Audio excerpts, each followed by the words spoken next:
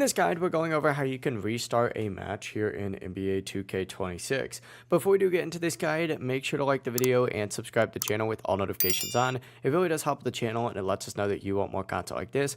We'd greatly appreciate it, and if at any point throughout this guide you had any questions, ask them down in the comment section below and we can help you out further. I'm going to be doing my best to reply to every single comment down there. Now, essentially, what you're going to want to do while you're in a game is just press the menu or options button to actually pause the game. And then from here, you just need to find the quit option. As soon as you select quit, you're going to see an option for rematch. Simply go ahead and confirm, and the game will restart from the very beginning of the game itself. It really is as simple as that. You just pause, go to quit, hit rematch, and then you are good to go. It's a good way to just get that quick reset in. If you guys had any questions, ask them down in the comment section below and we can help you out further. I'm going to be doing my best to reply to every single comment down there. Before you do leave this guide, make sure to like the video and subscribe to the channel with all notifications on. It really does help us out and lets us know that you want more content like this. We'd greatly appreciate it. Have a great rest of your day though. Peace.